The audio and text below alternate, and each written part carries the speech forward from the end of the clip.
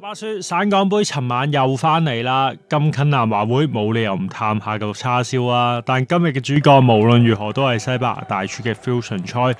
經歷過啟德慘劇之後，香港隊再次集結，新時代嘅開始。盧比道叔叔可唔可以用蔗渣嘅價錢踢出燒鵝嘅味道呢？咁講啦。It's raw. It's fucking raw. 要烹調大餐，首先你需要火候、材料同埋調味，但似乎香港隊呢場比賽並唔齊全喎。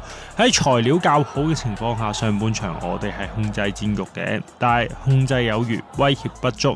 無他嘅部分嘅主力賽前一日先歸隊嘅情況下，盧比道顯然地都冇訓練時間去調味啦。於是乎球隊嘅串聯組織狀態都未達到應有嘅水準。反之，全運會班底嘅廣東喺經歷過之前密集嘅操練之後，都憑住反擊產生咗唔少嘅威脅。好彩 Bear 佢集中做出一下迪基亞式嘅撲救，為球隊力保不失。而喺呢下攻勢下一下之後，孫明亦都挺身而出，表演一條龍式嘅入波啊！5波搶贏之後，再嚟一記衝力射球。足球小將嘅下一幕，你嚟抱抱盧比道叔叔啦！香港隊亦都帶住呢個入波完結上半場，只係下半場出到嚟畫風突變。如果話上半場係關於材料同埋調味的話，咁下半場就係火候啦。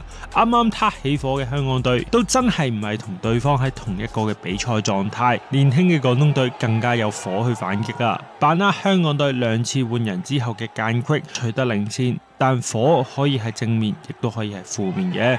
至於廣東隊嘅嗰團火，最後都係燒親自己。後生仔即係後生仔，喺犯規之後干擾開波，結果2黃1紅冇得走啦。而佢哋踢落亦都越嚟越心急，俾人推過之後夾硬壓落去祖連奴度，輸12碼。艾華頓一射破網追平，打多一人嘅情況下，香港隊嘅球員同埋球迷亦都懶得再理你啦。一於實行港式燒味，吊啊！邊個吊就你自己諗啦。只係唔係爭緊啲火候，就係冇辦法過到對方嘅門將，結果只能夠握手言和。1個星期時間去俾盧比道調教，即管睇下香港隊嘅表現會唔會變成 another level shit 啦。